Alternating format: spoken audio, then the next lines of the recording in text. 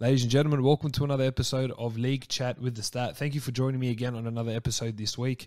Guys, look, I'm going to start this off a little sour, just with all the dramas that happened on the weekend. So while many of us in Sydney and in Greater Sydney are in lockdown, apparently the Dragons aren't. So let me get straight into that. So for those that missed out on the drama and don't really know what's going on, I've actually taken a few days to just kind of soak it all up and just to look at every aspect of it and just to get an idea of exactly why they've done what they've done and how they've done what they've done. Now, I'm going to get into it. So basically, the Dragons celebrate a 1-point win over the Warriors on Friday night. Now, the next day, Paul Vaughan decides to throw a little house party at his house. So what he's done, he's invited some of the boys, not all his teammates, only invited a majority of his teammates to go out and go to his house and have a laugh, bring some beers, bring some food and just come watch the footy. Problem with that is I don't think they understand, and they should understand, but they didn't understand the fact that we are under lockdown. And not talking about just Greater Sydney, but they've got very strict protocols for the NRL at the moment. So the NRL have stage 4, level 4 lockdowns at the moment where you can only go to training, then go home. You can't go anywhere else. And you've got to be masked up when you go, when you're training. You can take your mask off, and then you come straight back home, and you're not meant to leave unless you're going out for work purposes. So if you're going to train and you're going out game day, that's it. Paul Vaughan decided to throw a party.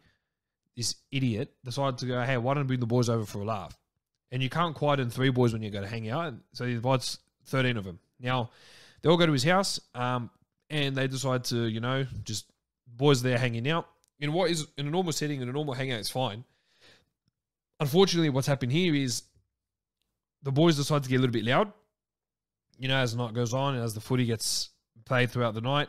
And the cops knock on the door. And that's when Paul Vaughan realises, maybe I shouldn't have done this.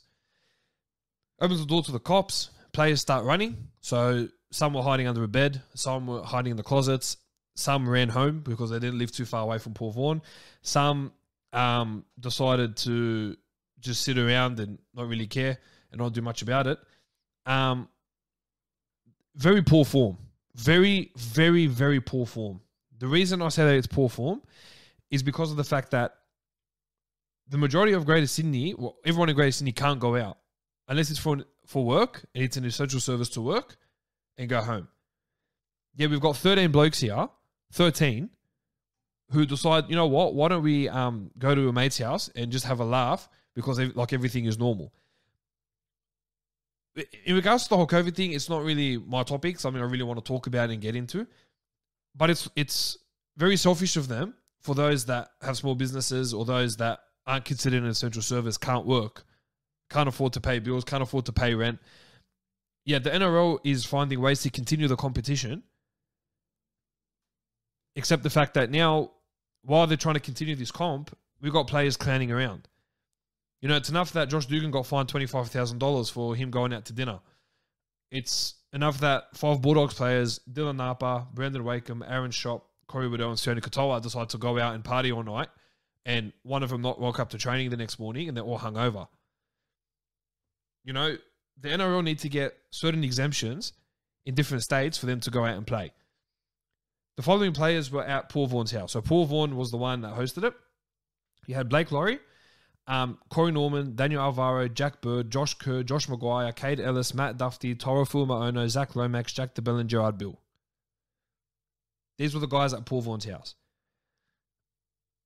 When Paul Vaughan initially spoke to the integrity unit, he decided to talk a lot of rubbish and try to hide a lot of the facts. Some of the players even helped him and tried to hide the facts too. Not only that, some of the players, one of the players said that he wasn't even part of it, and then later called up and said, yeah, look, it was me, I was part of it all. So the NRL have come down extremely hard. So the initial punishment for Paul Vaughan was he was going to be fined $50,000 and serve an 8-game suspension. Now, he's been sacked because that's his 3rd indiscretion in the last 3 or 4 years. The first indiscretion, he was involved in a sexting scandal about a year and a half ago. The second one was last year when the lockdowns were intact and literally it was kind of the same as it was right now. Paul Vaughan checked himself into a cafe using a different alias so that he could go and eat in the cafe. Copped a 10 grand fine and got suspended for a match or two. This is the same Paul Vaughan who came out last year and apologized and said, look, it was an error on my behalf. I shouldn't have done it. It was really selfish and stupid. I'm really sorry.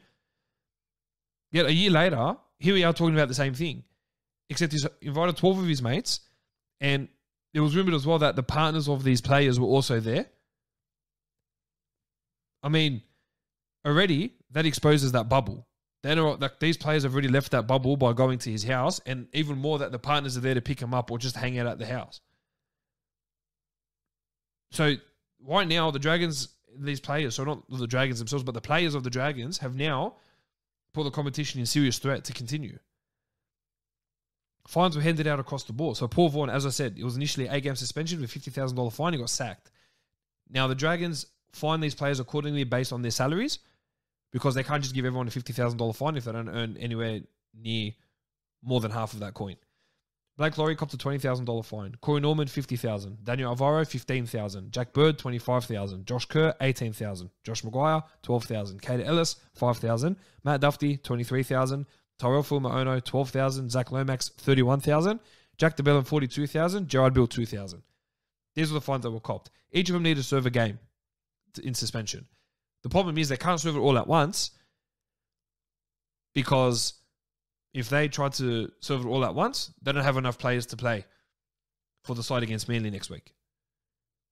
So they've really screwed themselves over, but they've really put the competition at serious risk of continuing. Now that the New South Wales Police are involved to see that if there were people outside of the crew, those players. When Paul Vaughan was asked were there people outside, he was like, I don't want to talk about it, but there was no one there. So obviously there was there. So he's already continuing to lie about it. Paul Vaughan is an idiot. He had an $800,000 a year contract that he's now thrown away. My heart breaks. I actually feel really sorry for his wife and his kid, because now they're going to cop unwarranted scrutiny from, the general public, because you get your few that, like to go out and make their feelings known. They don't deserve that. When the kid goes back to school, not next week, probably the week after, pending these restrictions, they're not going to be wanting to go out into the public. They're ashamed. Because their 30-year-old husband and father, 30 years old, by the way. We're not talking like this kid's 6 years old. I'm sure his daughter can act more appropriate than he did. But you look at some of these players that were there, they're just all stupid. They're self-entitled jerks. How can you sit there and go out knowing that everyone can't leave the house? Knowing that so many businesses have closed and, they can't afford to pay their work bills, and then it comes into the home, so they don't have money to feed their families. Yeah, the NRL continue a way to keep the competition going so that they can give these players an income and they can help these players feed their families, because while to us it might be a sport, to them is their job. To them, it's all they have. And they go out and they clown around. Jack DeBellin hiding under a bed.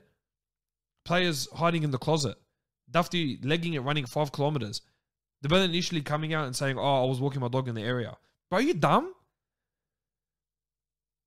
Are you seriously that dumb?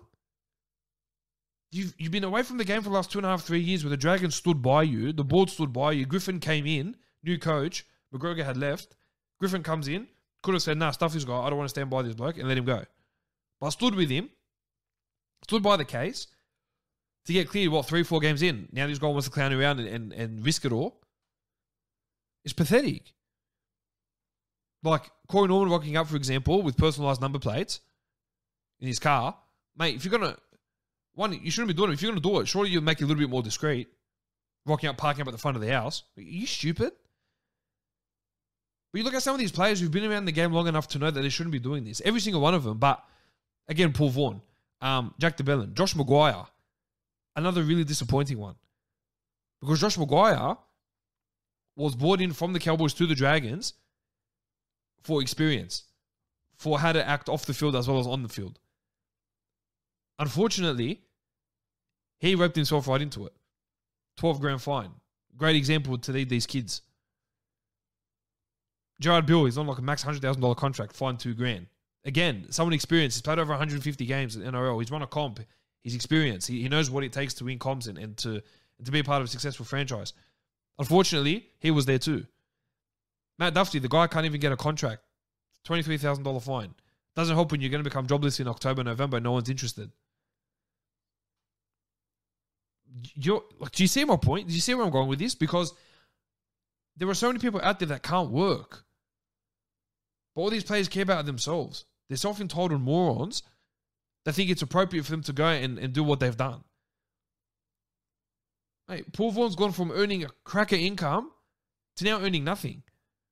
And look, the NRL will find a way. He'll sort out another contract elsewhere. It won't be the same amount. He'll lose about $1.2 million easy.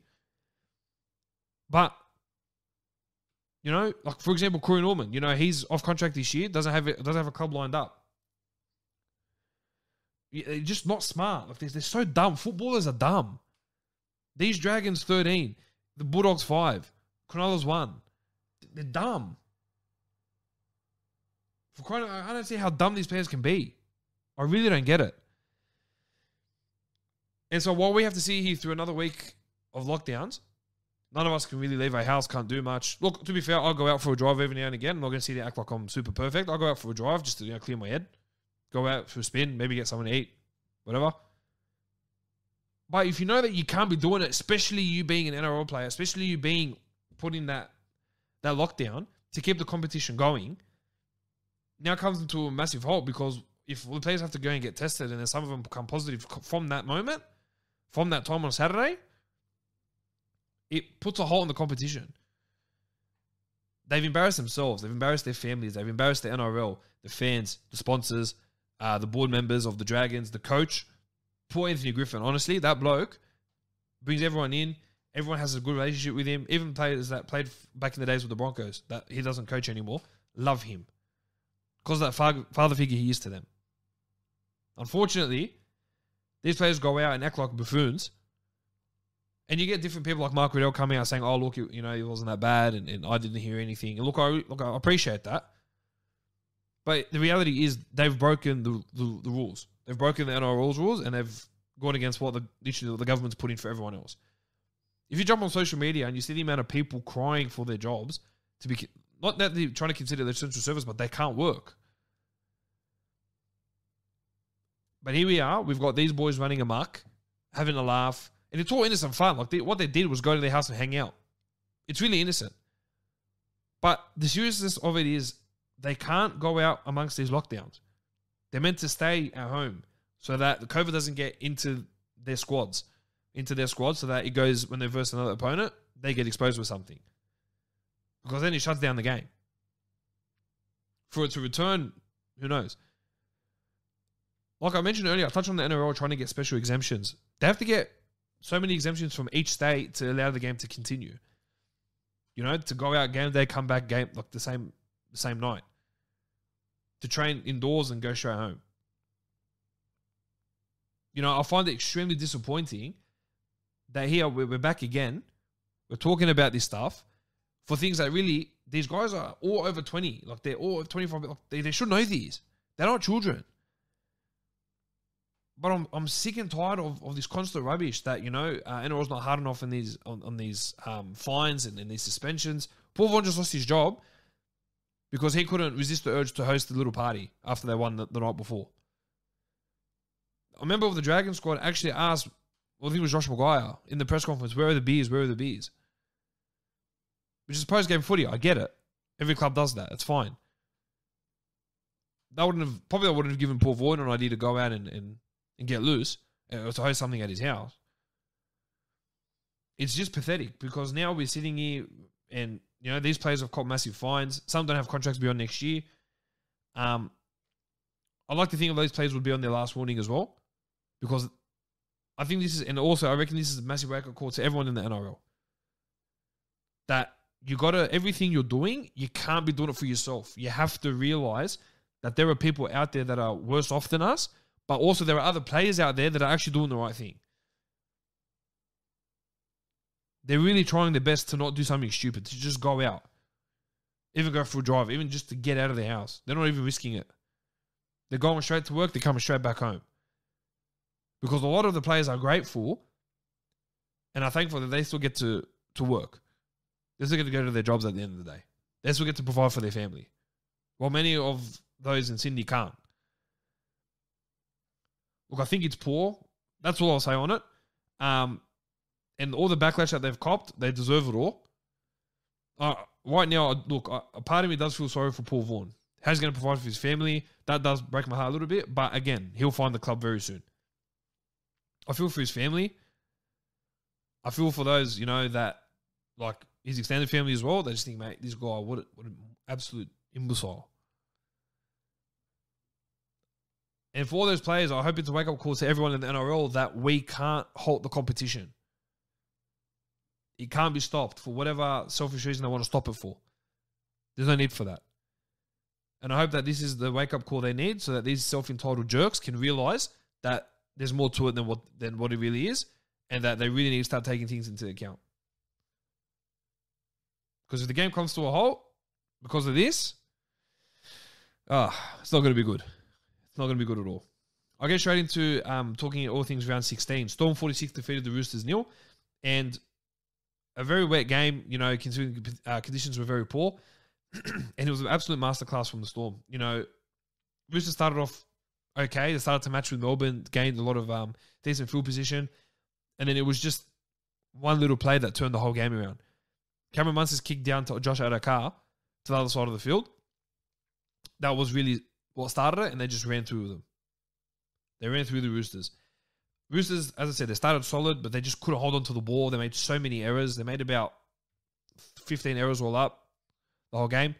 Melbourne made about 14 as well, to be fair. But the difference is Storm capitalised on all the opportunities. The Roosters got to the front of the line at many times in the first 20 minutes. They couldn't capitalise. They couldn't hold on to the ball. Tedesco would drop the ball. Sawali would drop the ball. Their forwards would drop the ball. And you know what? It came to bite them at the end. I thought for the Storm, this was Cam Munster's best game in 18 months. Jerome Hughes, I really believe, carried them through to the grand final last year and into the form that they're in this year. Munster's kind of dropped off a bit. The best game Cameron Munster had for the Storm, again, 18 months ago. His last best game he played, apart from Thursday night, was last year's Origin Series. So it's good to see that he's finally, something's clicked in him to start wanting to do more. Dale Finucane, 16 runs, 147 metres, a try, line break, 6 tackle breaks, offloads, 34 tackles. He's so inspirational and he always leads from the front. Anyone in Melbourne talks about how he's one of the best blokes, one of the most genuine blokes out there going around. And he's really proving that on the field. He's got a very tough decision with 8 clubs wanting him, including Storm. So I reckon all 16 clubs should be going after Dale Finucane for the attributes that he can bring on the field as well as off the field. But yeah, he was a standout for me in that game. The Roosters need to bounce back and they need to do it quickly. On the Roosters, though, I'm a little surprised that it took this long for them to get beat by this much, considering with all the dramas that they've had with their playing roster. But it's good to see, they still fight on and they'll be better for it next week, 100%. They will be much better for it in the next game. And they'll bounce back for sure. So while a lot of teams will look at this and say, oh, well, Roosters are done. Yeah, look, they are done to an extent, but they'll come back and they'll play better and they'll fight on and they'll prove themselves that this wasn't a fluke and they won't lose again by another 46-0 scoreline this year. Dragons 19 defeated the Warriors 18. Now, both teams didn't play that well. They played well in patches, but I thought Warriors were better than the Dragons. Except when Chad Townsend, which I don't understand, the stuff up that he caused with 8 minutes to go that allowed Dragons to score 3 tries in 8 minutes and then kick the winning field goal. I will never understand that. Warriors were in the lead, for majority of that second half, got out to about an 18-6 lead, and then was at 18-10. They didn't play much better. As I said, they were doing enough to hold on. They were doing really well. And they were on the Dragons 20-meter. In a play like that, when you've got 8 minutes to go and you're up by 8, you try to get, you gain field position again, and then you try going that last tackle option, you try to kick it for set restart. To get 6 again. You try to kick it so that Dragons bat over the dead ball line, or you score a try, and you just continue that momentum to gain that momentum. But that Chad Townsend stuff up where he didn't realise what the score was, again, there's no excuse for that. Greg Inglis has done it before, stuffed up. Terry Lamb's done that before, stuffed up. But I don't understand how you can't see the scoreboard and you can't see that it says 18-10. He thought it was 16-10 and went for a field goal. That allowed Dragons to come back and tie the game up at full-time at 18 all. Shouldn't have been full-time at 18 all. Should have been 22-18 at least. Corey Norman couldn't kick a goal that night to save his life. But yeah, Townsend came out and goes, look, I didn't know it was a score and I didn't really see it. It's a garbage excuse. You're better than that. Your first game back at the club, you should be better than that. But look, Dragons get away with it because in that last 8 minutes as well, Warriors couldn't hold on to the ball either. So many stuff-ups from so many of their senior players. They just gave Dragons field position and gave them more opportunities to score and to go for that field goal, which they ended up getting and winning it with a minute and a half to go. Paul Vaughan, in what would be his last game for the Dragons, played a very, very good game. 21 runs, 262 metres, 105 post-contact metres, a line break assist, a try assist, and offload 25 tackles. Big numbers. He's put up a few of those scores in the last few weeks. And when he wants to be influential, he can be influential. Fortunately for him, it was his last game for the Dragons. Jack DeBerlin, I thought, coming back into jersey 13, starting to find his form again. 20 runs, 193 metres, and offload 42 tackles. And for me, for the Warriors, Adam Fanua-Blake was a standout. 19 runs, 192 metres, 3 tackle breaks, 2 offloads, and 28 tackles. Again, a game that the Warriors should have won and had in their hand, but their dumb chief playmaker didn't see the score, and that costed them a game where they really should have won. Panthers 13 defeated the Eagles 12. This was a very lucky game for the Panthers. Very, very lucky game. They were way off the form that they usually have been playing in the last year and a half, 2 years. I believe this was probably one of the worst games they've played this year. I thought they were so poor. And they thought, yeah, Nathan Cleary wasn't there. And yeah, look, I understand Nathan Cleary wasn't in the side. I can understand that. They'll need to get used to it. But you don't need Nathan Cleary in the side to drop that amount of ball that you dropped. It was lunacy. They dropped so many times. They dropped the ball, like, I think it was about 8 or 9 in the first 30 minutes. Parramatta weren't good enough to capitalise. They scored 1 try in that period, which I thought, again, the Eagles really lost that game in the first 30 minutes. It didn't come down to that kick at the end. I reckon they lost it in that 30 minutes where Panthers kept gifting him field position, and then Eagles had so much ball. Their main men, when they needed to step up, didn't step up. Mitch Moses, he had a decent kicking game, but that's all he did. 2 try assists.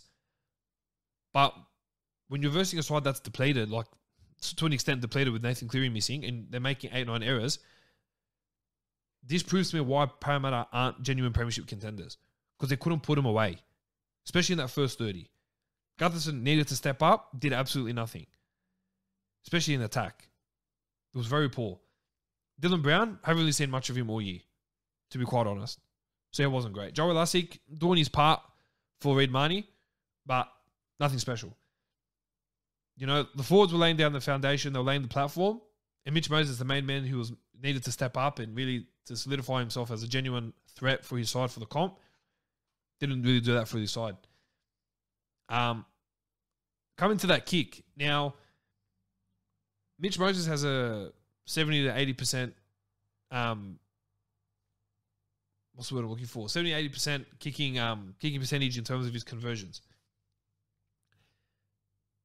When it came to the crunch to nail that goal, that's not good enough. For him to have missed that is not good enough. Yes, players miss goals and it happens all the time, whatever. Okay, but it shouldn't have happened the way it happened. With a kicking percentage for his conversions at the rate it is, it should be better. But this is the same Mitch Moses that missed the penalty goal that came off the post last year against the Rabbitohs. That really cost them the game in the finals. So you sit here and you start to wonder. You wonder whether Mitch Moses can handle the pressure of being in Origin now that he's been selected. And there's no pressure in Origin at the moment. There's pressure to get a clean sweep, but apart from that, there isn't much pressure other than that. He can't get it right at Clubland. I don't think it will bounce off on Origin. I really don't think so. Scott Sorensen, 15 runs, 160 metres, 3 tackle breaks, offload 37 tackles. I'm loving what he's bringing off the bench at the Panthers. Signed late into the preseason on a 1-year deal. Loving the influence he's having on the side and just the amount of work he's willing to get through for his side, especially, you know, wanting to step up in a very good game like this. My standout for Para has always been Isaiah Papali'i. My goodness, I'm just loving the fact that he's taking this opportunity with both hands. 19 runs, 165 metres with a try, line break, 10 tackle breaks, 4 offloads and 38 tackles in 72 minutes. Big performance from him. It's becoming the standard of what he's really trying to do there. And I got to say that I'm loving every time he's grabbing that ball, and he's such a threat to everyone for his side, and he's a threat to everyone that's opposing him. The game that I didn't really want to talk about is here. Seagulls 66 defeating the Bulldogs 0. Now, I have nothing else to say apart from the fact that this was a training run for Manly. Nothing more than that. This is what it showed to me what they do at training. Now, obviously, taking a look into all that, they're a class above. Yeah, they've shown they're a class above. Tom Trbojevic, again, so influential. There wasn't a player that I could pick and say, yeah, they really dominate. Every one of them dominated. Every single player was superb. From Trbojevic with 3 tries. Jason Saab, 2 or 3 tries. Ruben Garrick, 2 tries, 11 from 11 in conversions. Marty Tapau laying down the foundation at prop with a monstrous game. Really lifting when he needs to step up for a lot of his forwards not being available. They all were just so good. Over to the Bulldogs. This was the first game in a very long time where I actually sat there and I sobbed and cried for 10 minutes.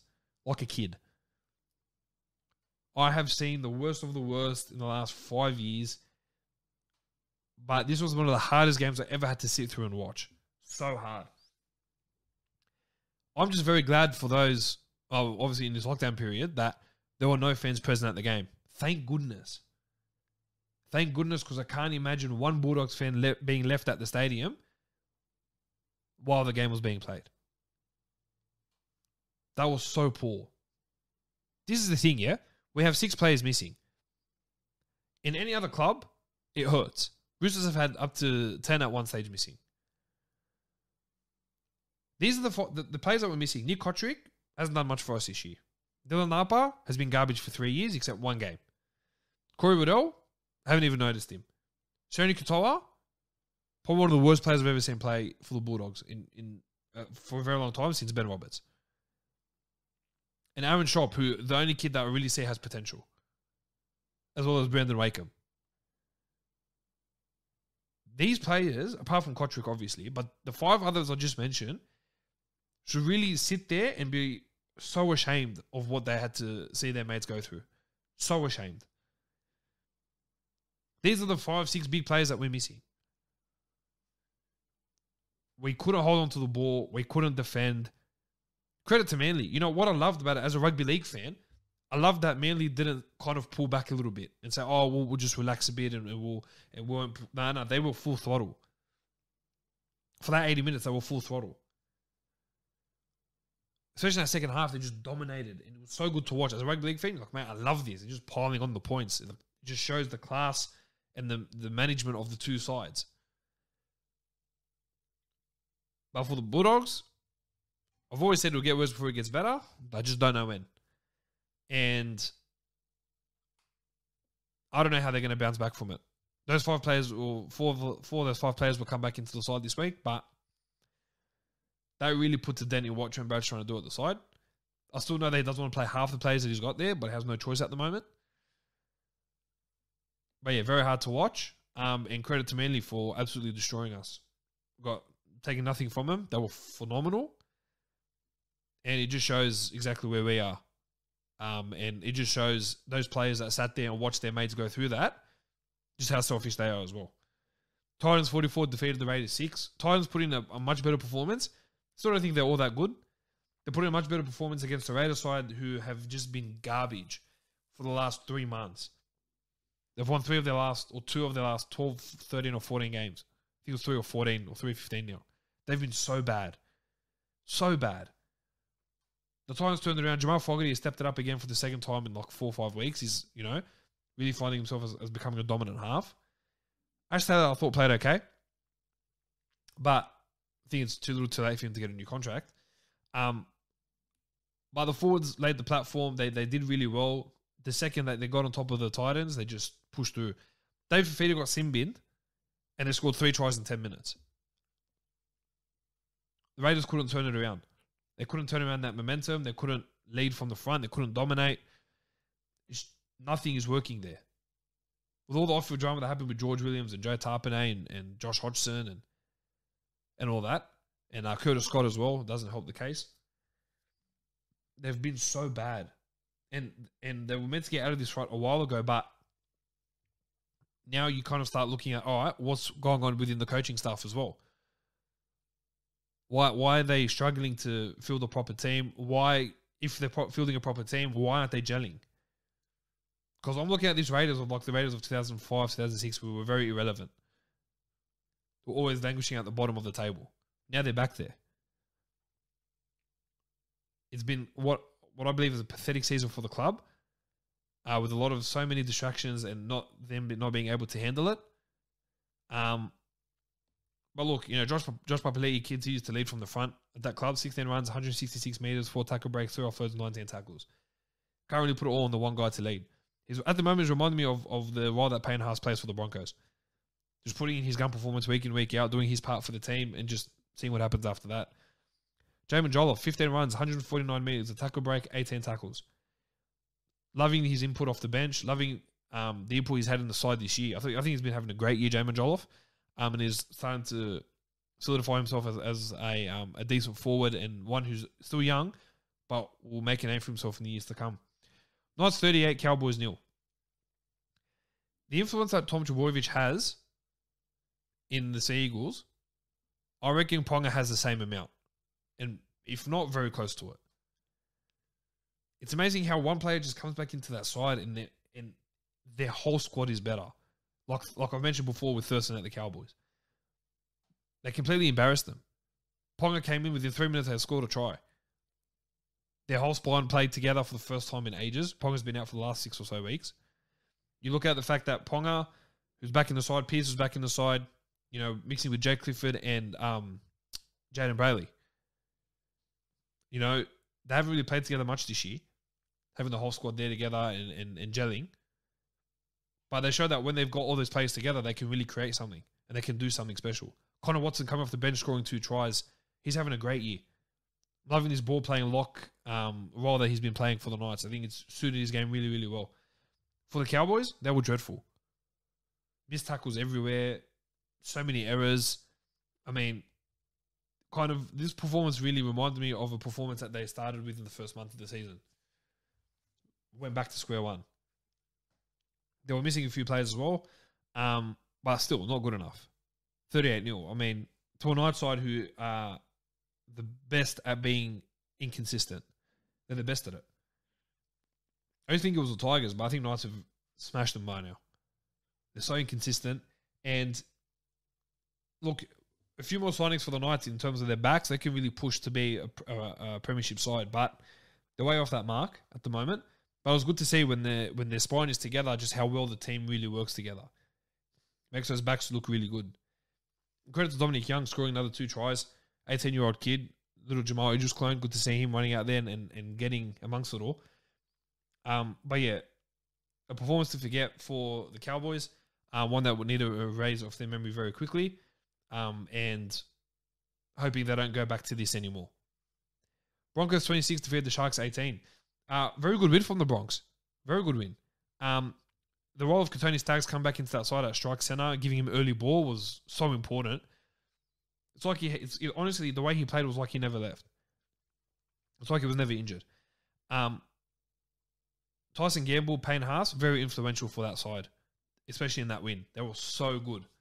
The Sharks, look, they were good in patches, but the last 20 minutes couldn't hold the ball to save their life. But the Broncos won it in 3 plays, and the Sharks lost it with 1 play.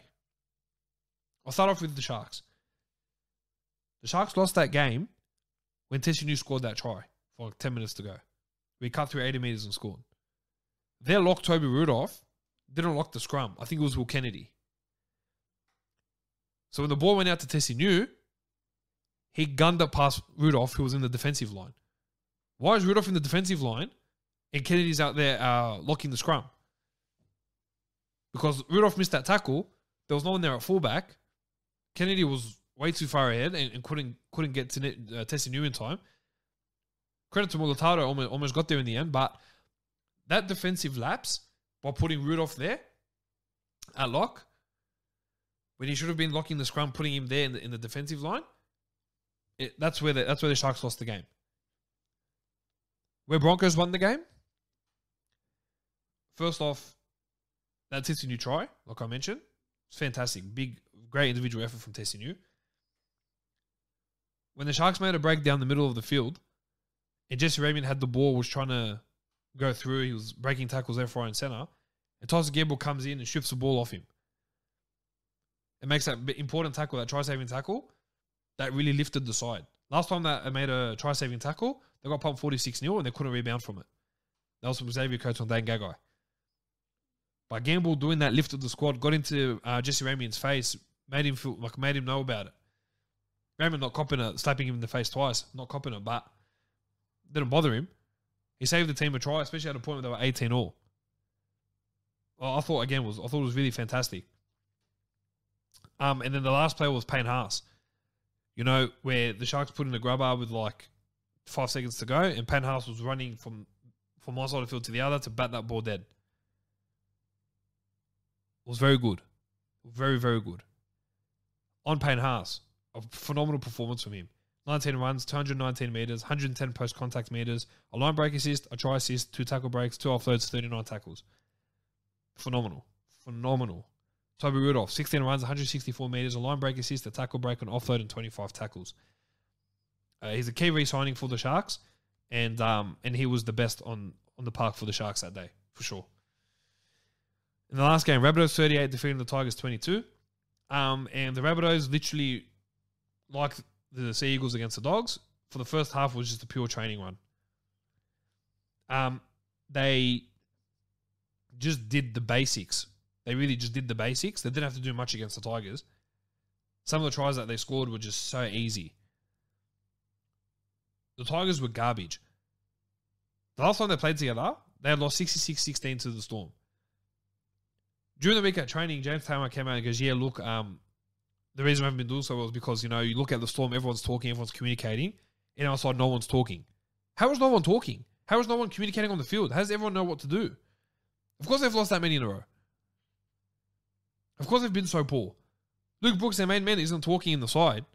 What the heck is that? Who's going to talk? The prop? Who'll be on for 20 minutes and then get off? Everyone needs to be talking. Everyone needs to be communicating what the next play is. They were so poor. Yeah, they come out in the second half and they score 22 points. You'd prefer that in the first half and then build off that in the second half. But if I was Wayne Bennett, I'd be very disappointed in that second half defensive effort. Very disappointed. So you score 8 points and then concede 22. Kind of shows why Rabbitohs aren't really where they're meant to be for that premiership. And look, might just be a Wayne Bennett thing. Maybe he's just like dragging it out so that everyone can talk about how bad Rabbitohs are, so that they can come out and kill it and then potentially get there at the end. But look, the Tigers were poor. They've been poor all year. David Norfoluma, you know, hasn't really had the best of years. But I thought it really poor of him to call out Moses Mbai on Twitter about one of the plays one of the defensive reads that he was getting blamed for by fans. He goes, nah, actually it was meant to be Mbai because, you know, he was defending this part and then, you know, how does this work with A and B? You're rating out your own players on Twitter. It's poor. Just delete the app. It's very hard, but you just delete the app. Ignore it all. And then this wasn't... Also, the same David Norfoluma, you know, who at the chief executive's daughter's wedding, he got very drunk and then rocked up the train next morning hungover and didn't even train well. And he got disciplined internally. They couldn't strip him and suspend him and stand him down for his 150th game because they already had things planned for it. But they dealt with it internally and they took him out of the leadership group. Really shows where they are at the moment. Look at the successful teams like Storm, who've had to move away from home. And you look at a side like the Panthers and how well they're playing. And then you look at a side like the Tigers, where they can really learn a thing or two from there. Now, news around the NRL world. The Raiders have re-signed Semi Valame on a 3-year deal. So he'll be there to the end of 2024. Dan Gagai is linked to the Knights on a 3-year deal. He's got a house over in Newcastle. So, sorry about that, just blanked out. So, in Newcastle, so what will happen there is if he goes back, he's already got a house there and he'll be at the Knights for the next 3 years to finish out his career. Corey Thompson extended another additional season for the Titans.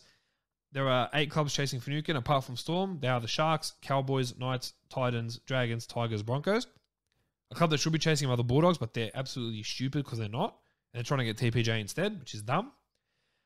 There's potential delays in launching the new Brisbane team in 2023 due to the COVID outbreak and the financial stress it's having on the NRL at the moment.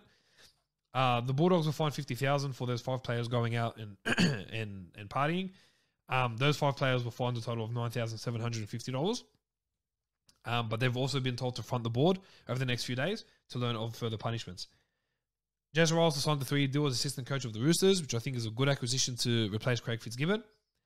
I think Melbourne stuffed up by not trying to bring him back. I would have punted Steve Kearney in a heartbeat for sure. And I would have brought Jason Riles back into the system. He's the next coach that everyone's been hyping on about. So it'd be good to see him get an opportunity. He's cut his stint short in England with Eddie Jones just due to the pressures with his family and COVID and that. It's been really hard. Kurt Capewell signed a 3-year deal with the Brisbane Broncos. Phenomenal signing. Love this signing. Part of a winning culture. Was won Origin with Queensland. Plays 80 minutes, very versatile. Exactly what the Broncos need. Then I rejected the exemption for Naldo Militado to represent Queensland. Very good decision. I mean, if you're 13, 14 years old and you sign no, I want to play for Queensland. It's not his fault that he played under 16s and under 18s and under 20s. But it's the problem of the board at Queensland that didn't really realise that failure.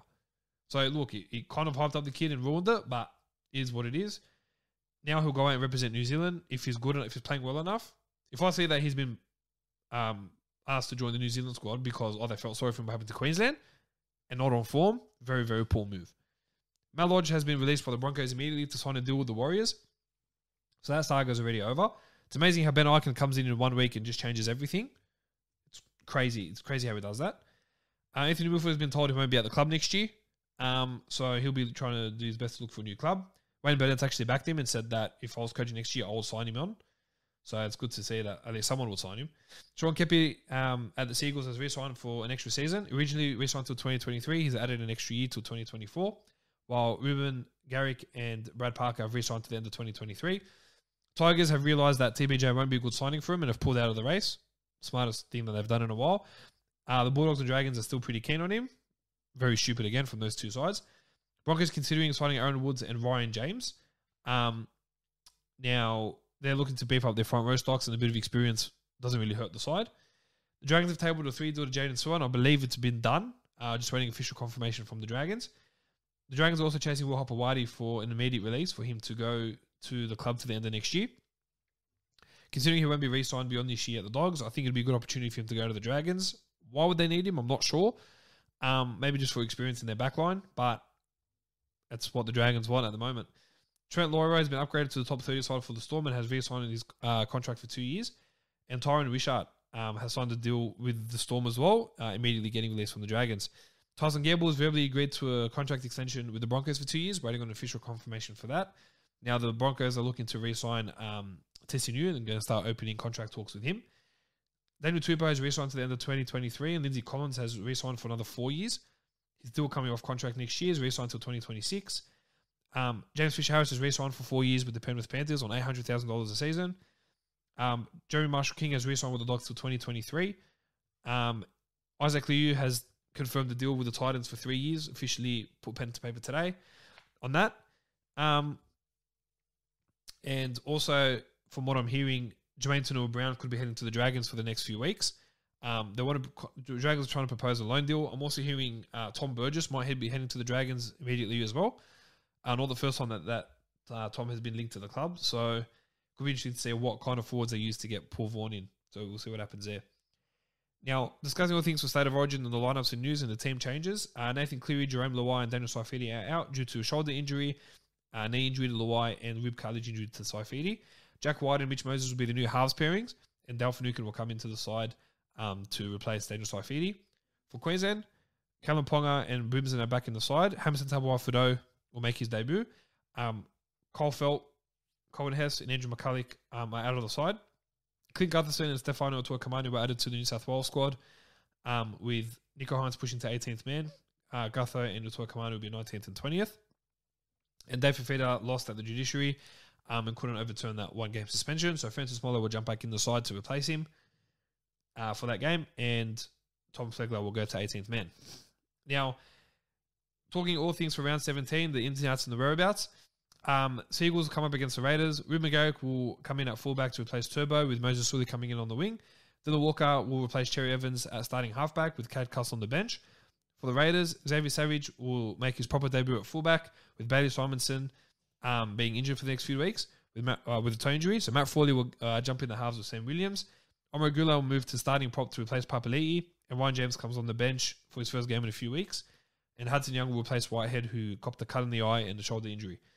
I see Seagulls winning this game comfortably, and I'm going to go 20 plus on the Seagulls. Rabbitohs come up against the Cowboys. Now, Black Taffy has been named at fullback to take the spot of Latrell, while Braden Burns comes in at centre to replace Gagai. Jaime Saleh moves to lock from second row, from prop to cover Cameron Murray. So Tom Burgess will come off the bench at start at prop. Jaden Sawa back in the side will come in the back row to take the spot of Jai Arrow. And Benji Marshall will replace Damien Cook at hooker. And Patrick Margo and Peter Mamuzelos are the new faces on the bench. Or Mamuzelos, sorry. For the Cowboys, Dejan Arce comes in at fullback to replace Val Holmes. Connolly Lumelu will come into the side from a thumb injury and take the spot of Hamza Tabuai-Fidow. Colin Hess will start at prop with Lachlan Burr on the bench. Tom Gilbert will join the bench with Molo on origin duty. And they'll obviously keep Kyle Felt there because he's been dropped from Queensland. Rabbitohs will win this game, even though they're still missing a lot of stars, and they'll win that by about 8 points. Bulldogs come up against the Roosters. Now, Corey Waddell will come into the side, starting second row. Sione Katoa will replace Jeremy Marshall-King, who's suspended for 2 games. Aaron Schropp comes in to take the spot of Falakiko Manu at centres. Dylan Napa will come into the side of Arvasi Manu-Fanai on the bench. So Stimson will come onto the starting side with Corey Waddell.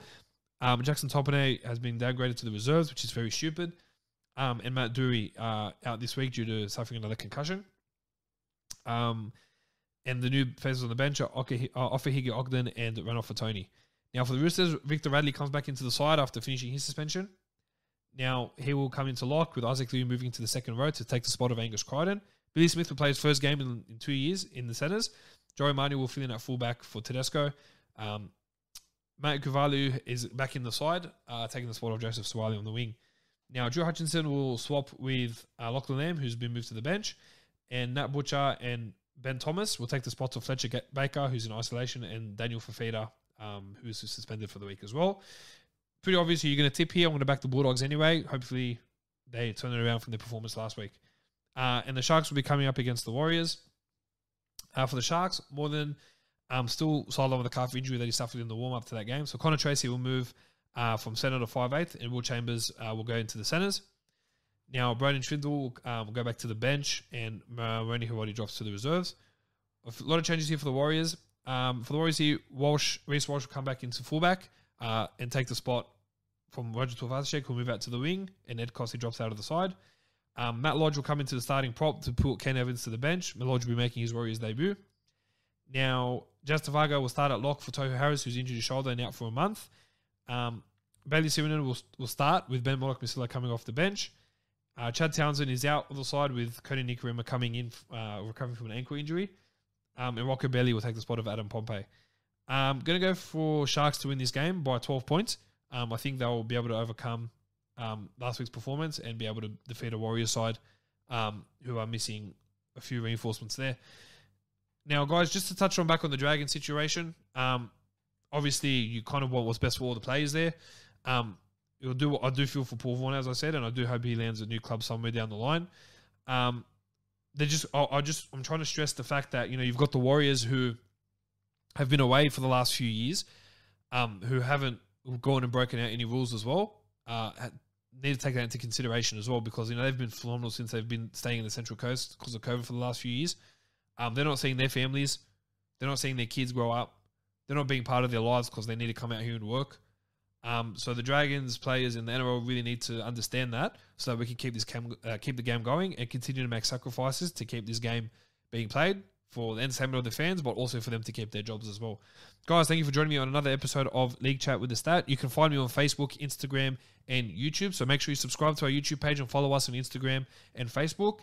Share the page around. Let's get a bit of love happening. We can still buy our hats white and black for $25 a pop. So you can go to our Facebook page and send us a message there so that you can figure out a way. And that'll be a way to figure out exactly how you can buy those hats. Enjoy round 17. Only the 4 games this week with the other teams on the bye. Next week, we'll talk everything Origin, and we'll talk about any additional fallouts from this Dragon side. Guys, thank you again for joining me. You have yourself a lovely week. Enjoy the footy, and we'll speak soon. Take care, guys.